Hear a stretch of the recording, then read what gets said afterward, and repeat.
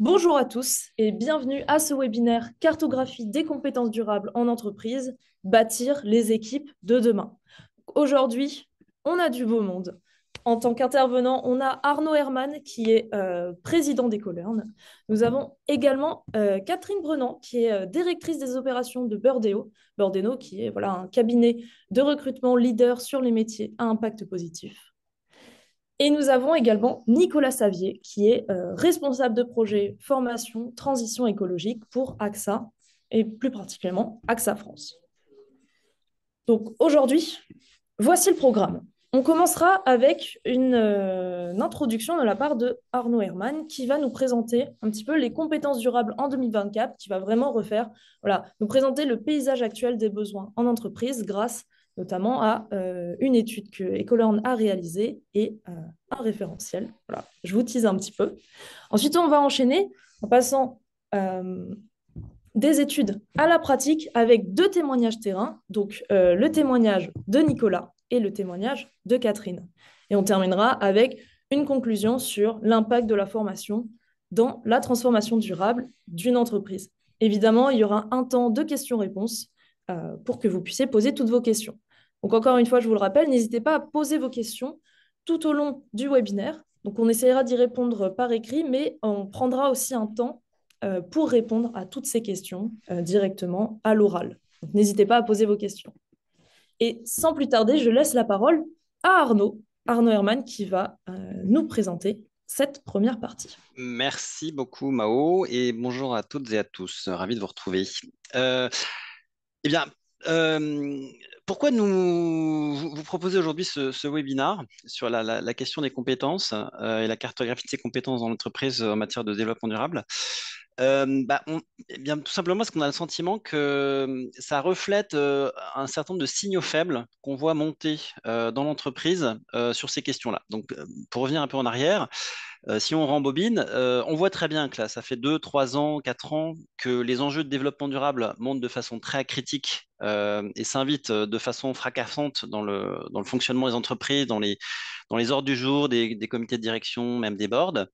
Donc ça, c'est quasiment acté. Je pense qu'il n'y a plus aujourd'hui une seule entreprise, un seul dirigeant qui n'a pas compris que ces sujets-là allaient être importants et allaient avoir des répercussions, dans certains cas assez fondamentales, dans la conduite de l'entreprise.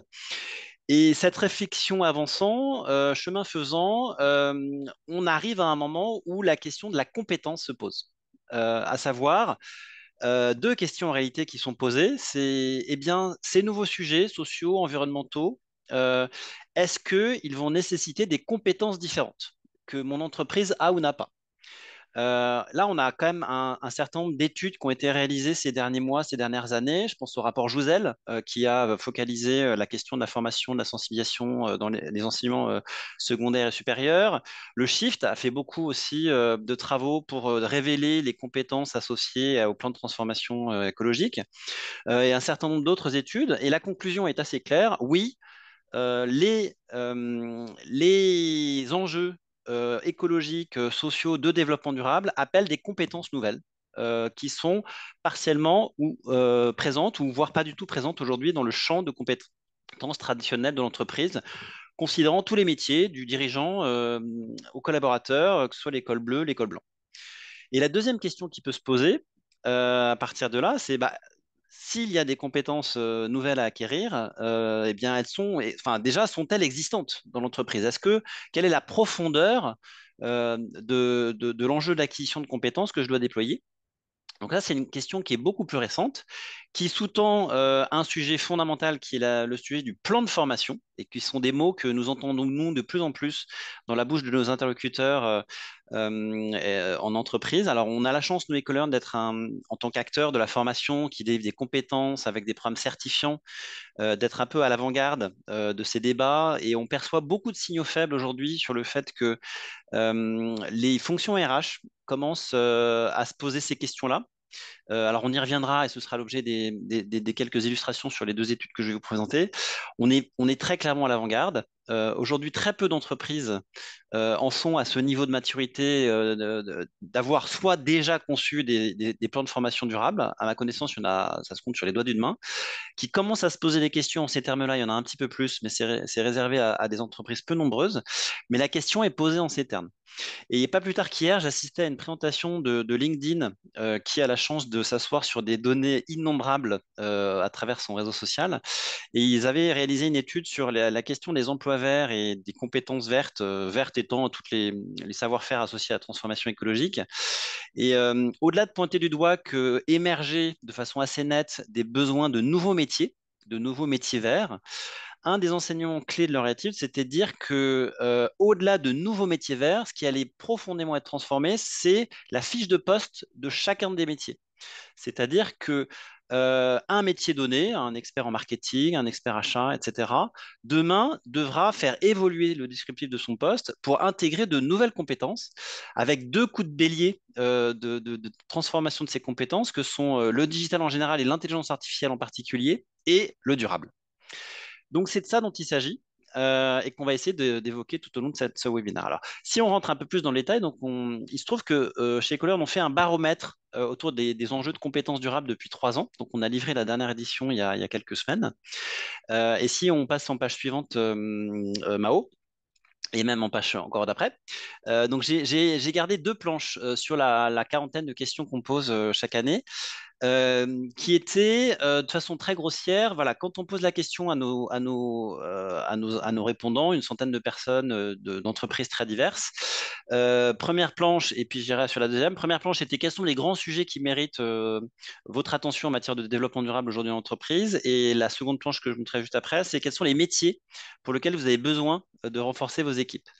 Et ce que révèle, sans entrer dans le détail du ligne à ligne, mais ce que révèlent ces deux planches, c'est que on a toujours aujourd'hui des besoins assez fondamentaux.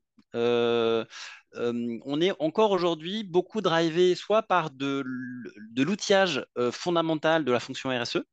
Et d'ailleurs, si tu peux passer directement sur la planche d'après, on voit que le métier le plus recherché aujourd'hui autour des compétences en matière de développement durable, c'est sans surprise les fonctions RSE. Donc les entreprises sont toujours en train de se structurer pour avoir un chef d'orchestre, quelqu'un qui est en mesure d'organiser cette réflexion et cette démarche.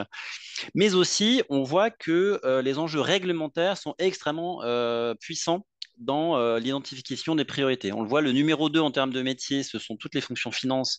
Et derrière, on devine de façon assez évidente les enjeux de CSRD. Et le troisième sont les experts environnementaux, où là encore, on voit très bien se dessiner en creux toute la mise en œuvre du Green Deal et notamment les plans d'action autour du climat. Et si on revient 2 minutes sur la planche précédente, Mao, on le voyait que les sujets qui étaient pointés du doigt sont les sujets relativement traditionnels. Donc, historiquement, tous les sujets sociaux qui ont toujours été présents dans les attentions des entreprises, dans la fonction RH. Le sujet climat qui, historiquement, a toujours été très haut et qui est la priorité environnementale aujourd'hui des entreprises, etc., etc.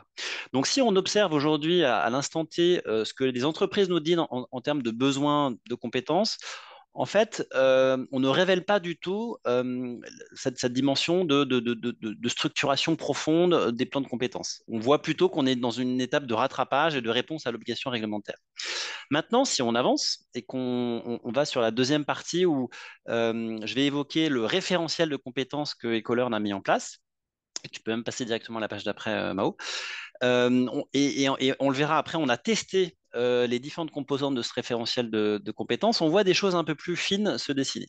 Alors, un mot sur ce référentiel. Donc, c'est un document qu'on a publié en septembre dernier qui visait à justement répondre à une des premières questions que j'ai posées plus tôt, c'est quelles sont les compétences dont ont besoin dans l'absolu les entreprises pour permettre d'intégrer et de répondre aux enjeux de développement durable à tous les niveaux, dans tous les pans de l'organisation d'entreprise. Donc, comme tout référentiel de compétences, ça dessine un champ de compétences un peu vaste, donc des connaissances, des savoirs théoriques, des savoir-faire, des savoir-être. Et alors, la façon dont on a structuré ce document, en page suivante, Mao, c'est autour de quatre grands piliers qui, selon nous, reflètent les grands domaines de compétences qu'il faut mobiliser, sachant que ces compétences dessinent, enfin, dessinent un catalogue un peu universel au sein d'entreprise. Donc après, il y a un travail qu'on n'a pas encore fait, qui pourrait être fait, d'affecter ces compétences à chaque fonction, chaque métier dans l'entreprise. Mais toujours est-il que voilà, on a construit ce référentiel de compétences autour de quatre piliers, un peu en entonnoir.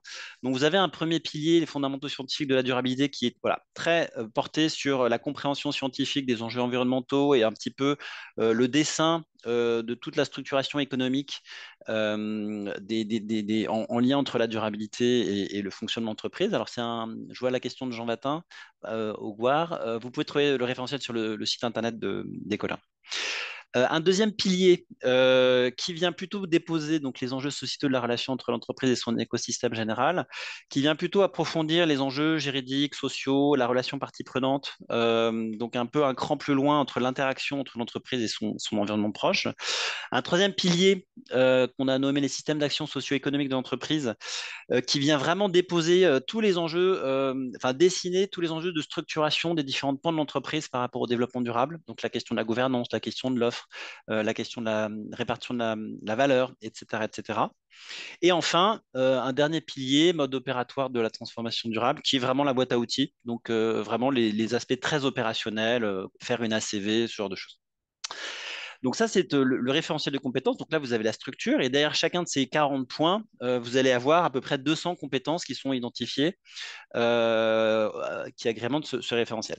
Et donc, ce que nous avons fait dans le cadre du dernier baromètre, et tu peux basculer sur la page d'après, Mao, c'est que nous avons testé chacun de ces 40 ensembles de compétences auprès des entreprises pour savoir comment elles se positionnaient, quelles étaient d'après elles les compétences les plus critiques. Alors, je ne vais pas faire un commentaire ligne à ligne de ces 40 réponses, mais en prenant un peu de recul, donc là, vous avez 4 pages avec chaque fois les 10 points de chacun des grands axes. Ce qui ressort en prenant vraiment du recul, ce qu'on peut difficilement faire en lisant les pages une à une, c'est que les compétences qui sont pointées du doigt comme étant les plus prioritaires aujourd'hui, quand on leur présente cet ensemble de 40 champs de compétences fondamentaux, eh bien, ce sont toutes les compétences qui renvoient aux éléments de structuration d'une entreprise demain autour de la durabilité.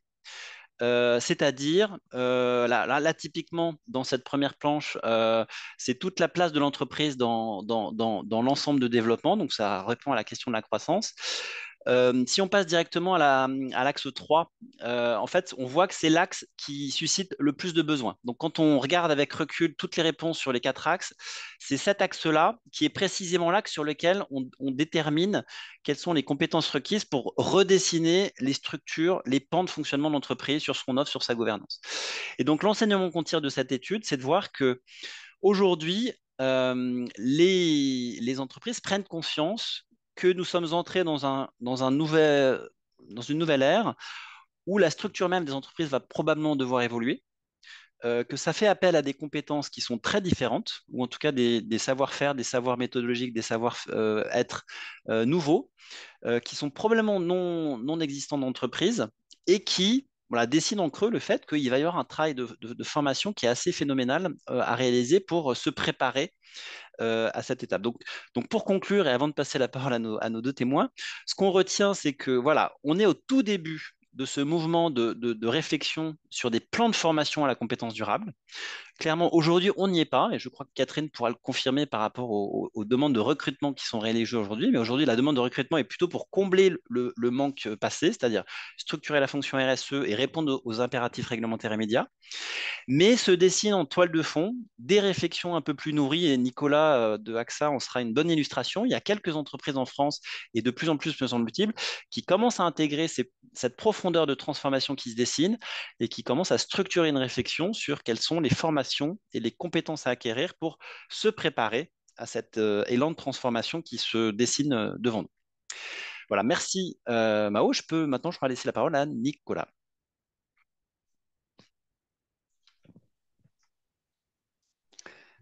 Mao, ton micro est coupé. Merci beaucoup. Donc, en effet, comme Arnaud nous l'a dit, on va laisser la parole à Nicolas. Nicolas qui va répondre à plusieurs de nos questions. Et je vais enchaîner directement avec la première question. Donc, Nicolas, en tant que responsable de projet formation transition écologique, pouvez-vous nous en dire plus sur comment est-ce que vous construisez votre plan de formation et ce que vous attendez en fait de ces formations RSE? Oui, donc déjà merci pour l'invitation. Il faudra que je vous envoie une photo de moi un peu meilleure. Donc nous, on a commencé à se poser ces questions début 2021 et on a adopté une stratégie de formation en trois étapes, assez classique, hein. Donc la première étape, c'est évidemment la sensibilisation sur les problématiques environnementales. On a commencé, comme tout le monde, je pense, avec le sujet du changement climatique, et puis on est en train d'élargir à d'autres limites planétaires, notamment les problématiques de biodiversité. La deuxième étape, c'est une fois que les gens sont sensibilisés, et quand même c'est important de le préciser, la sensibilisation, ça se fait pas en une fois, c'est un vernis qu'on doit passer en plusieurs couches, on va dire. Une fois que les gens sont sensibilisés, on essaie de les engager dans l'action. Et là, notamment, on va les inviter à commencer à mesurer leur empreinte carbone individuelle, enfin personnelle, pardon, mais aussi professionnelle. Et puis, le troisième point, le troisième axe de notre stratégie, c'est de commencer à identifier les compétences durables à développer. Et puis, évidemment, quand c'est possible, mettre en place les programmes de formation qui permettent de développer ces compétences. Dans une grande entreprise comme la nôtre, c'est compliqué parce il y a près de 90 métiers différents qui sont exercés avec chacun des compétences spécifiques. Il y a des compétences durables qui sont déjà connues, hein. On peut prendre l'exemple des métiers comme l'achat, comme l'IT. Sur des métiers plus assurantiels, c'est évidemment pas encore le cas. Et pour ça, on a fait principalement deux choses. Dans les différents métiers, on a identifié des salariés qui étaient un petit peu plus engagés que les autres, et on leur a proposé de suivre une formation certifiante avec Ecolearn pour ensuite constituer une communauté avec ces salariés, continuer à les former, et comme ce sont des gens qui ont des métiers notamment assurantiels, s'appuyer sur à la fois leur compréhension des problématiques durables et leur connaissance du métier pour arriver à identifier les compétences justement durables à développer. Ça n'a pas trop fonctionné jusqu'à présent, mais on espère que ça va être le cas. Et puis, on a également commencé à construire notre référentiel de compétences. Donc pour chacun des 90 métiers dont je vous parlais, identifier les compétences de chacun des métiers et celles qui sont à développer, à transformer. Et évidemment, le référentiel de compétences des Colorn nous aide dans cette démarche.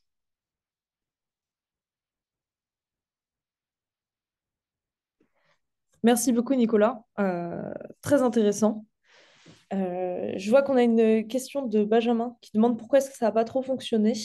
Euh, Potentiellement, on pourra répondre à la fin à cette question, mais avant, j'aimerais bien enchaîner avec la question suivante. Donc, en matière de développement durable, quelles nouvelles compétences jugez-vous essentielles à développer au sein de votre entreprise? Alors, il y a des compétences qui sont évidemment déjà connues, mais qui nous paraissent clés pour réussir la transition écologique. Par exemple, la coopération, l'adaptabilité, hein, qui sont des compétences plus relationnelles, mais qui deviennent essentielles pour ces sujets-là. Mais sinon, après, j'en ai quatre à citer. C'est évidemment déjà les fondamentaux scientifiques de la durabilité. C'est clairement une base qui est indispensable. Il faut comprendre quelle est la nature du problème pour être en capacité de s'engager dans la transformation. Ensuite, l'empreinte carbone, c'est aussi une compétence qui, alors là, pour le coup, qui est nouvelle. Savoir ce qu'est une empreinte carbone, comprendre comment la mesurer, comment agir pour réduire son empreinte carbone. Et ça, c'est notre actualité dans l'entreprise, parce qu'on est en train au-delà de la mesure qu'on fait au niveau de l'entreprise, on est aussi en train d'aider les collaborateurs à mesurer leur empreinte carbone individuelle, professionnelle individuelle. Le Green IT, chez AXA France, l'IT, c'est la moitié de l'empreinte carbone, hors partie assurance, investissement. Donc, bah, clairement, c'est un axe sur lequel on peut agir assez rapidement. Et c'est aussi une compétence, le Green IT, sur lequel il existe déjà des formations assez performantes. Et puis, je dirais aussi la finance durable, parce que la finance, l'investissement, c'est finalement le deuxième poumon de l'activité d'un assureur, hein. Au-delà de protéger les clients, on investit d'argent. Et donc, clairement, là, il y a aussi des besoins, euh, alors évidemment, qui sont tirés par la réglementation, mais de former, de développer les compétences de nos collaborateurs sur ces sujets. D'accord, très bien. Très bien, merci beaucoup. Et du coup, en première question, vous nous expliquez un petit peu comment est-ce que vous construisez votre plan de formation. Là, je vais vous demander plutôt quelles sont vos perspectives à court et moyen terme concernant ce plan de formation? Euh, alors à court terme, c'est vraiment d'achever la sensibilisation des équipes, hein. Je vous disais que c'était le premier point, la première chose à faire, en passant plusieurs couches. Mais déjà, on voudrait vraiment que tout le monde ait eu la première couche et certains au moins la deuxième. Et donc des salariés, mais aussi des réseaux de distribution. C'est important que tout le monde ait un peu cette même compréhension des enjeux. Et puis donc de l'élargir aussi à d'autres limites planétaires que uniquement parler de climat, parce que c'est important d'avoir une vision systémique des problématiques. Donc ça, c'est à court terme, c'est vraiment ce qu'on est en train de faire. À plus long terme, en tout cas moyen terme, c'est vraiment de poursuivre ces échanges ce qu'on appelle les experts métiers, c'est-à-dire les gens qui ont des compétences métiers, pour comprendre comment ces compétences vont devoir évoluer. Parce que ces gens donc, ont été sensibilisés, ils ont une meilleure vision de comment les compétences doivent évoluer. Et donc pour nous aider à construire, enfin, à identifier les compétences et à construire les parcours de formation qui permettront de les développer. Et après, nous, on a une évolution des métiers de l'assurance qui va tendre vers beaucoup plus de conseils et beaucoup plus aussi de techniques d'adaptation, hein, aux problématiques climatiques. Et pour répondre à la question qui a été posée, j'en profite, c'est vraiment ça qui a manqué en fait dans notre démarche, c'est que le fait d'avoir fait suivre cette formation à nos experts, ça n'a pas forcément suffi à les aider à se projeter en fait dans le futur, et on n'a pas fait suffisamment ce travail de réflexion avec eux. On les a un petit peu laissés finalement trop seuls, et en étant seuls, ils ont pas réussi à se projeter et à imaginer réellement ce qu'il fallait développer comme nouvelles compétences. Très bien, très intéressant. Je vois qu'on a aussi également une question de la part de Samira qui nous demande qui et comment s'impose le plan de formation durable à sa direction. Comment on peut les convaincre et les embarquer? Alors, sur la partie sensibilisation, c'est assez simple, et ça fait partie de la stratégie de l'entreprise. Donc, pour ça, on a assez peu de difficultés on va dire, à l'imposer, mais surtout à l'intégrer de manière non imposée dans les parcours de formation. Et après, sur la partie développement des compétences, développement de l'expertise, verdissement des métiers, c'est un peu plus difficile en effet. Euh, mais comme on fait ce travail justement d'échange avec les métiers, avec les experts dans les différents métiers, qu'on co-construit finalement la grille de compétences avec eux, c'est beaucoup plus difficile après euh, de justifier qu'on va devoir leur proposer des formations. Enfin, j'ai un exemple par rapport à ça sur l'IT. On lance cette année, donc pour l'ensemble des collaborateurs qui travaillent à la DSI d'AXA France, une formation éco-conception de services digitaux. Et cette formation, elle a été co-construite avec les métiers. Elle a été intégrée dans le plan numérique responsable qui est porté par la DSI. Et donc, assez naturellement, finalement, ils ont pris la décision de former tout le monde. D'accord, très Donc, bien. c'est la co-construction qui est vraiment, vraiment clé. C'est-à-dire qu'il ne faut pas arriver en disant, bah voilà, les compétences à développer, c'est ça, et les formations qu'on vous propose de suivre, bah, c'est celle-ci et point barre, quoi. La co-construction essentielle. Permet de D'accord. réagir au dernier commentaire de Samira qui explique que pour convaincre les RH, il faut aussi qu'ils comprennent de quoi on parle. Et je suis assez d'accord. Enfin, Nicolas, je te laisserai peut-être réagir, mais je précise que Nicolas a suivi une formation chez nous. Alors, non pas pour dire que c'est chez nous qu'il a suivi, mais qu'il a ressenti le besoin de se former à la RSE avant d'être en mesure de traiter correctement les sujets de plan de formation sur ces questions-là. Et ça me paraît fondamental. C'est-à-dire qu'en effet, il y a un déficit de connaissances aussi dans les fonctions RH sur les enjeux de développement durable. Et on ne pourra pas se poser les bonnes questions et élaborer les bons plans de formation sans que les personnes qui en ont la charge n'aient vraiment compris l'étendue et la profondeur des sujets. Donc oui, la fonction RH est aussi une fonction à former, je pense. C'est clair. Et ben, ravi Audrey, ravi de vous accueillir chez nous aussi. Mao, tu veux peut-être... Je te laisse continuer, pardon. Oui, bien sûr. Bah, écoutez, je pense qu'avec cette question de Samira, vous avez en fait tous les deux répondu à ma dernière question. Potentiellement, si on peut peut-être faire un résumé. En gros, ma question, c'était quel est le principal obstacle et le principal levier que vous anticipez voilà, dans le déploiement de votre plan de formation? Ouais, bah, principal.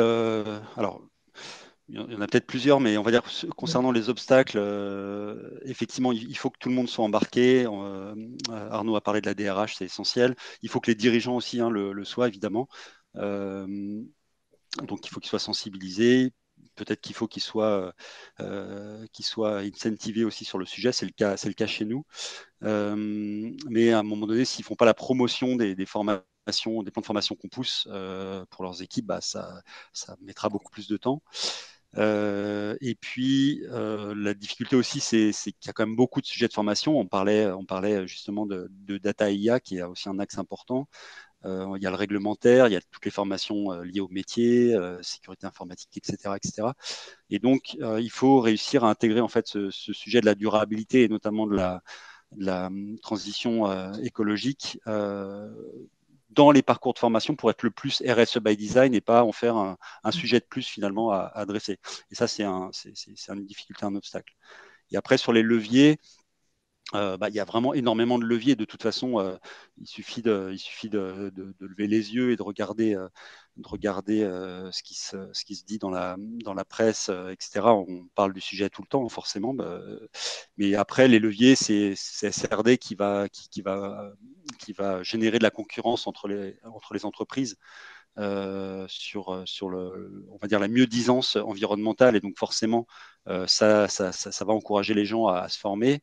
Nous, dans le secteur de l'assurance, il y a un rapport qui est sorti début avril qui s'appelle le rapport Langrenet sur l'assurabilité du risque climatique et qui fait des propositions assez ambitieuses pour transformer nos métiers. Donc forcément, ça nous impacte. Il y a la sinistralité climatique dont je parlais. Et puis un levier important, bah, c'est le fait d'avoir commencé aussi assez tôt hein, le travail de fond en termes de sensibilisation qu'on fait depuis 2021 et qui commence à porter ses fruits et qui va nous aider à plus facilement faire passer les plans de formation pour accompagner cette transformation durable. D'accord, très bien. Merci beaucoup. C'est très clair.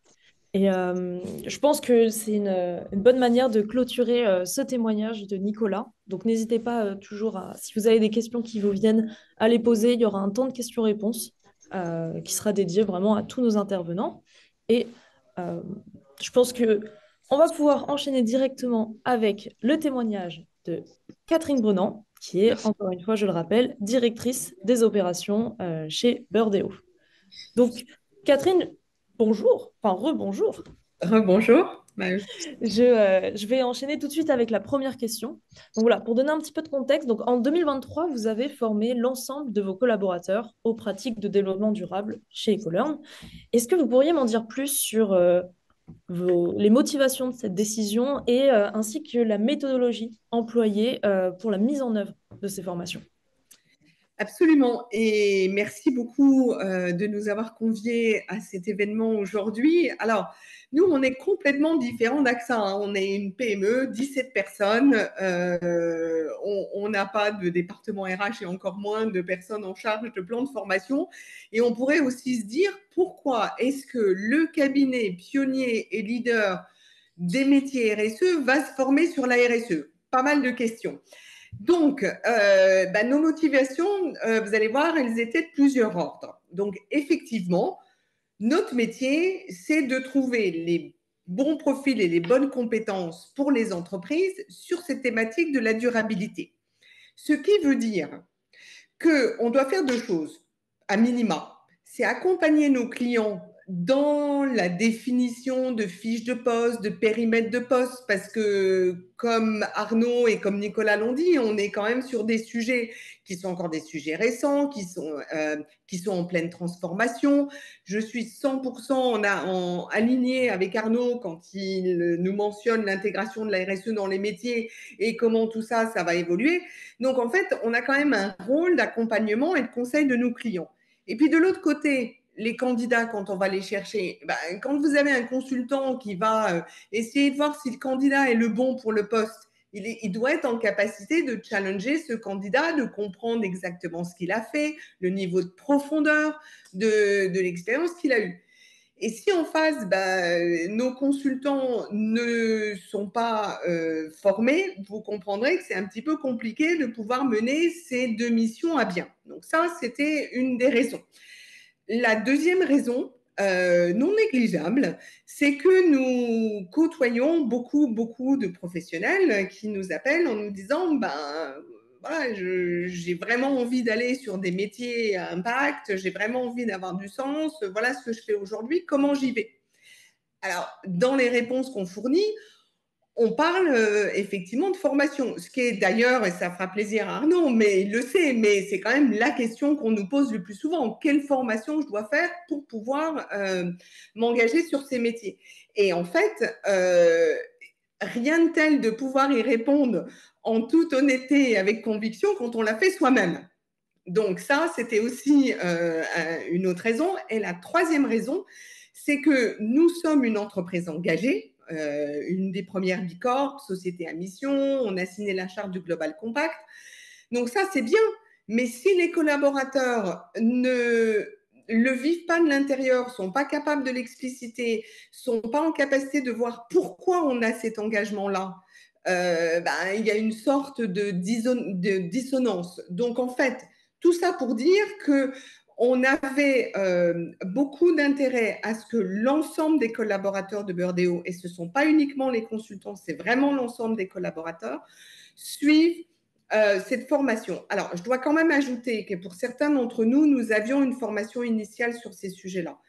Mais on sait aussi que la thématique évolue rapidement et ça fait toujours du bien d'aller se remettre à jour. Donc, même pour ceux qui avaient une formation initiale, il nous a semblé indispensable de pouvoir proposer, en tous les cas, de suivre une formation écolaire. Est-ce que j'ai répondu à la question, Maë?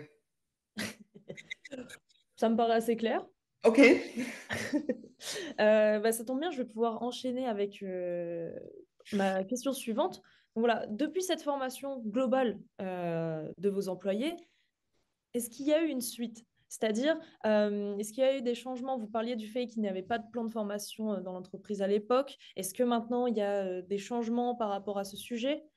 Est-ce que ça vous a permis d'enclencher de nouvelles choses? Voilà. Alors, deux choses. Oui, le cabinet continue de grandir. Donc, on recrute toujours de nouveaux collaborateurs, collaboratrices. Donc, effectivement, ils seront formés quand ils arrivent. Ça, c'est la première chose. La deuxième chose, je pense que ça a nourri, les conversations entre nous, deux, les envies des uns et des autres de pousser.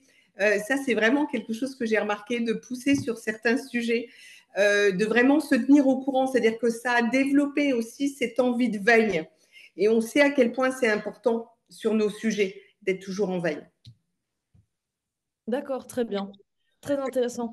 Et du coup, selon vous, quelles compétences donc encore une fois liées à la durabilité, seront essentielles en 2024. Donc que ce soit en tant que vos besoins en interne, mais aussi du point de vue, voilà, vous, de votre statut en tant que recruteur. Alors, je pense que là aussi, on est totalement aligné avec Arnaud. Hein. Clairement, le sujet climat, le sujet carbone, je reprends aussi ce que disait Nicolas, vrai sujet, et au-delà du calcul de l'empreinte carbone, c'est la capacité à mettre sur pied des plans de décarbonation. Donc, vrai sujet sur l'extra-FI, bien évidemment, drivé par la CSRD.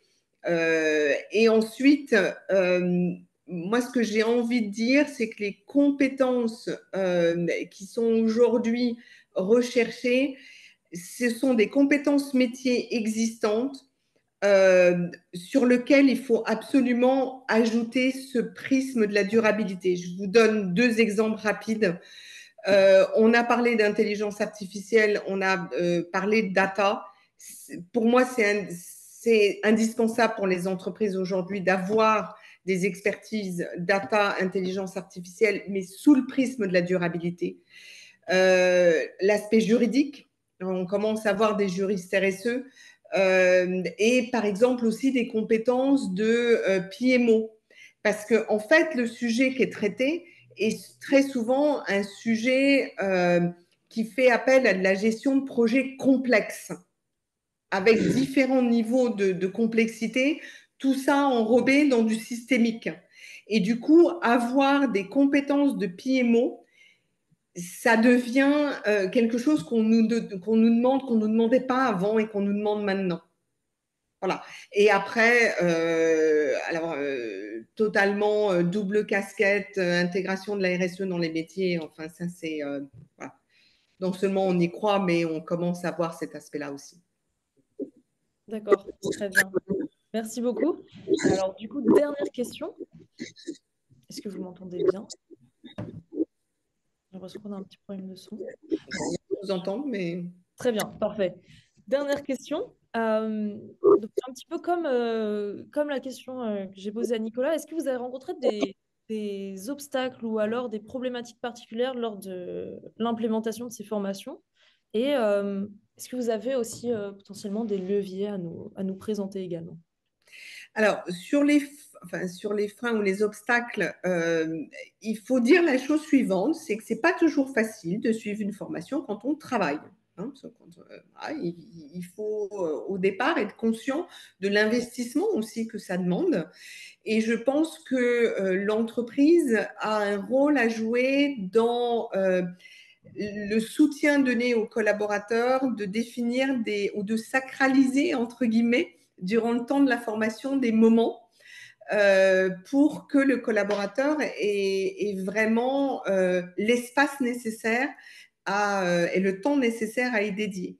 Et puis peut-être qu'en termes de levier, créer des mini-groupes d'affinité de gens qui vont suivre cette formation en distanciel ensemble, ça peut être aussi voilà, sympathique pour tout le monde de le faire et de pouvoir échanger et de travailler ensemble. Très bien. Bah, écoutez, merci. Je pense que c'est une très bonne manière de conclure votre témoignage. Donc, je vais laisser maintenant la parole à Arnaud qui va nous faire une petite conclusion sur voilà, ce webinaire, un petit peu ce qu'on a pu en apprendre, mais surtout l'impact de la formation dans la transformation durable d'une entreprise. Arnaud, la parole est à toi. Donc oui, en guise de conclusion, je voulais vous partager la page suivante que tu peux afficher, Mao, qui est assez abscon. Donc je vais essayer d'expliquer, mais qui est alors, pour nous, EcoLearn, sur la base de façon assez une ébauche de à quoi pourrait ressembler un plan de formation en matière de développement durable d'entreprise. Bah, c'est vrai cette forme-là. Alors qu'est-ce qu'on a voulu dire à travers ce schéma, voilà, avec plein de couleurs et plein de flèches. La première information, c'est le curseur que vous avez en bas, qui va du moins au plus, là, du bleu enfin du vert pardon, très très clair au vert plus foncé. C'est que très clairement, dans le domaine du durable, comme dans n'importe quel autre domaine, il y a un continuum. Donc, c'est-à-dire qu'on ne s'improvise pas spécialiste et expert du jour au lendemain. et qu'il y a une succession d'étapes de maturité croissante qui vous font déplacer de je n'y connais rien à j'ai acquis des compétences ou je m'oriente vers un nouveau métier. Et dans le cas du développement durable, il y a une étape qui est souvent très affective ou très émotionnelle, qui est le déclencheur. C'est-à-dire qu'on peut plus ou moins être exposé à ces sujets-là, mais assez souvent, il faut avoir un déclencheur individuel. Ça peut être en discuter avec vos enfants, ça peut être s'apercevoir que il y a plus de neige en hiver quand on va au ski, ça peut être plein de choses, mais qui fait que, tiens, à un moment donné, on se dit, ah oui, il y a quelque chose qui se passe. Et ce déclencheur, il est indispensable, il doit intervenir chez chacun, et chacun a son ressort, ses éléments personnels, individuels de bascule. C'est un point, j'y reviendrai, auprès des dirigeants qui est déterminant, parce qu'aujourd'hui, on se rend compte que dans bien des cas, il y a cette étape de déclenchement ne s'est pas faite sur un certain nombre de personnes et notamment de dirigeants, parce qu'il y a un enjeu générationnel qui n'est pas négligeable pour le coup. Et ça, c'est le préalable pour ensuite balayer des différents stades de maturité qui vont de la prise de confiance à la sensibilisation, à l'apport progressif de connaissances, donc des lectures, on va lire des ouvrages, se renseigner, jusqu'à vraiment basculer dans une démarche de formation où là, on va chercher des compétences, donc des méthodes, des outils, des choses beaucoup plus structurées, jusqu'à éventuellement se former à un nouveau métier. Donc c'est ce que traduit ce curseur en bas du clair vers le foncé. Et quand on regarde la pyramide traditionnelle de l'entreprise, en balayant toutes les différentes strates, et j'y ai intégré les experts métiers pour les mettre en exergue, et j'ai ajouté les partenaires, parce qu'un plan de formation, s'il fallait être complet, je pense, pour une entreprise, alors là, c'est un peu un rêve éveillé, mais pour moi, devrait intégrer aussi une dimension de formation de ses partenaires et de ses fournisseurs en particulier, parce qu'il en va de la responsabilité étendue de l'entreprise et notamment des gros donneurs d'ordre. Mais je ferme cette parenthèse. Et donc, ensuite, vous avez une progression de gauche vers la droite sur le temps. Et donc, nous semble-t-il, chez EcoLearn, c'est que la façon idéale dont il faudrait s'y prendre pour déployer un plan de sensibilisation puis de formation, ce serait de commencer par les dirigeants. Parce que c'est un prérequis, il n'y a pas de transformation, il n'y a pas de plan stratégique sans implication appuyée des dirigeants à travers d'abord des ateliers qui seraient assez courts de sensibilisation avec cet enjeu de les faire basculer. Et donc, c'est probablement un travail individuel qui peut être réalisé par des coachs, par des mises en relation avec des pairs, etc. Mais de façon à ce qu'en avance de phase, les dirigeants aient compris l'étendue des enjeux, aient compris la portée stratégique de ces dimensions-là et soient capables de porter une vision, un plan de transformation d'ordre stratégique sur les questions de développement durable. Assez de façon rapprochée, et là, objectivement, ça se passe de façon assez spontanée. Il y a une demande très très forte des collaborateurs en général qui ont une appétence pour ces questions-là. Donc, il y a un plan de sensibilisation aussi à mettre en place assez vite dans les équipes en général, et ce sont exactement les outils que Nicolas a évoqués, qui peuvent être des fraises, qui peuvent être des outils de sensibilisation assez courts. Mais il s'agit de créer les conditions pour que les collaborateurs, dans leur état d'esprit, dans leur mentalité, se sentent ouverts à ces questions-là. Et une fois que ces deux prérequis sont mis en œuvre, on va progressivement aller beaucoup plus loin dans la profondeur de formation. Donc, on va déclencher en fait la formation que dans un stade 2. Aujourd'hui, beaucoup d'entreprises n'ont pas commencé à le faire objectivement et qui vont pointer des publics de plus en plus étroits. D'où cette idée un peu de sandwich, où plus on va se déplacer dans le temps vers des niveaux d'approfondissement de dispositifs de formation, plus on va aller cibler des expertises métiers. Et c'est là où on construit un plan de formation en ciblant de façon de plus en plus précise. Ça peut être la centaine de personnes d'une équipe sur le niveau 1 de compétences au développement durable, et puis les 50 experts qui ont besoin d'en savoir un peu plus, et puis les 10 experts métiers extrêmement pointus qui ont besoin d'aller au niveau 3 de cette formation en durabilité. Et on le voit que cette progression dans le temps va avoir vocation, enfin, pour corollaire, avoir l'enjeu d'aller pointer de plus en plus précisément des cibles dans l'entreprise qui seront ségrégées de par leur expertise métier. Sachant que les managers ont un rôle clé, moins en expertise métier qu'en courroie de transmission dans un programme de transformation. Comme dans tout programme de change management, il va falloir qu'ils soient capables de véhiculer la vision stratégique auprès de leurs équipes, de porter les bonnes attitudes, les bonnes dimensions de leadership. Et ce sont des compétences, alors qui sont plutôt de l'ordre du soft skills, mais qu'il va falloir aussi faire partager auprès des équipes, d'où l'importance à la fin de pointer ces niveaux intermédiaires que sont les experts métiers et les managers, notamment les managers intermédiaires. Donc voilà un petit peu. Alors, c'est des choses qu'on voit très peu aujourd'hui, hein, objectivement. J'ai en tête à peu près 4-5 entreprises qui commencent à le déployer ou qui ont une vision assez précise, mais ça ne fait pas beaucoup à l'échelle de la France. Ils sont plutôt des grands groupes du CAC 40 qui sont très matures sur ces questions-là. Je ne sais pas si du coup, voilà, je ne voulais pas aller forcément plus loin, et puis on peut peut-être soit laisser Catherine et Nicolas réagir, soit répondre aux questions qui sont désormais posées.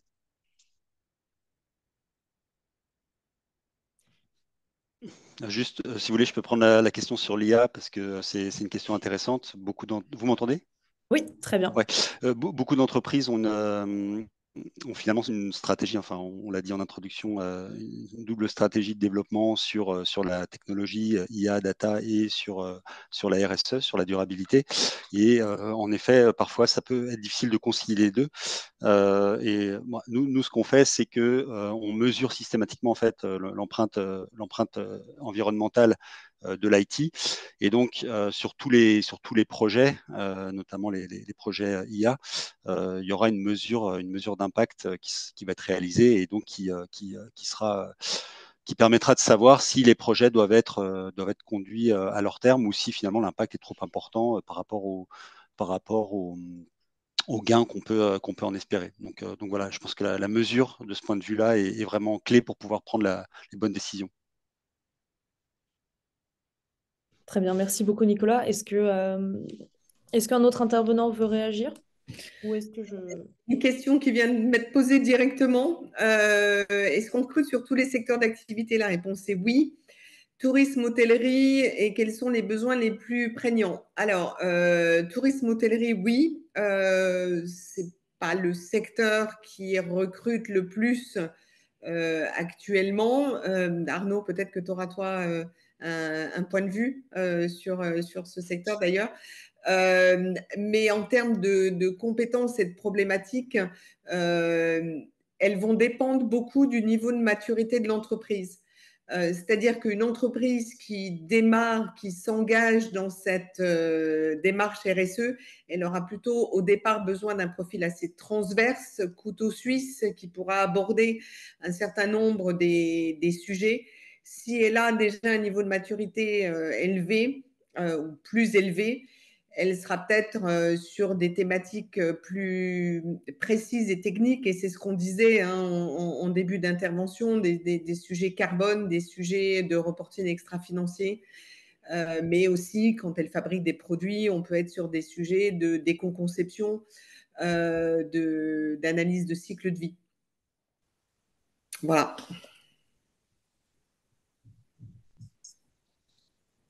Très bien, merci beaucoup. Je vois que continue à parler de questions, notamment dans la partie questions-réponses sur le sujet de l'IA. On a aussi des questions, notamment de la part de Claire, est-ce que la communication responsable est demandée? Et plus globalement, des questions sur des négociations de budget formation. Comment est-ce qu'on peut négocier un budget de formation sur des sujets RSE lorsqu'on est dans un service RH? Donc, s'il y a une de ces questions qui vous intéresse, n'hésitez pas. Je laisse la main à Catherine si Alors, je vais répondre sujet. à Guillaume. En fait, non, je parlais de data et d'intelligence artificielle. C'est les deux sujets.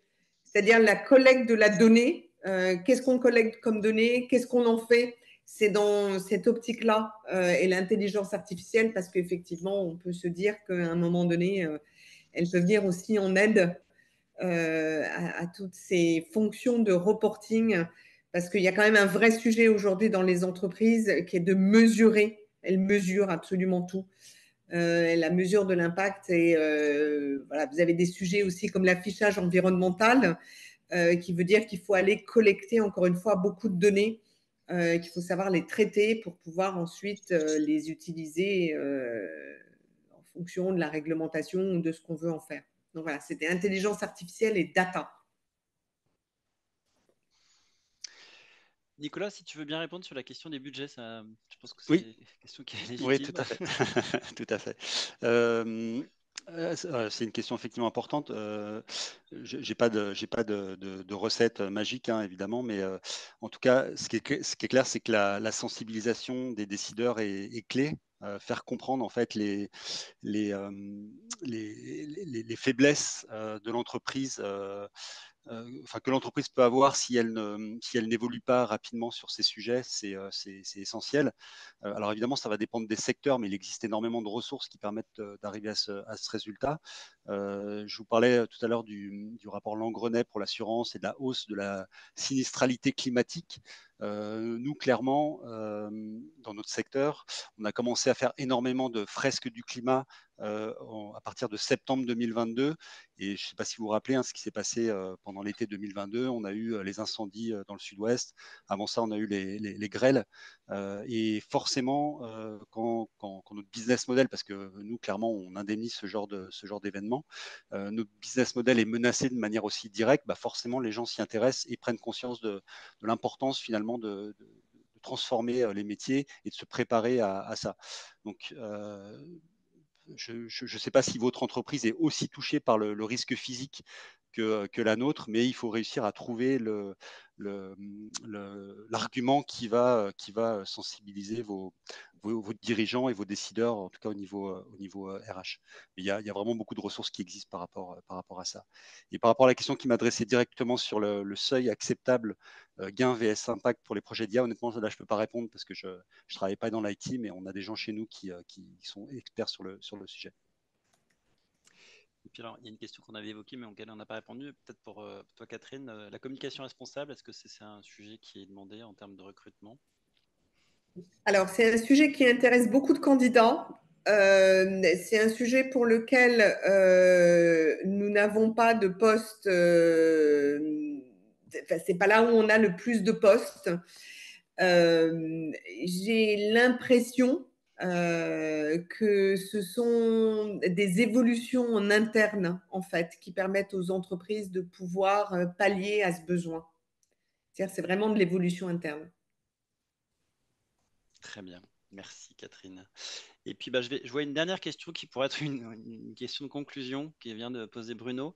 Quel est le pourcentage du marché français de la formation consacrée aux compétences durables?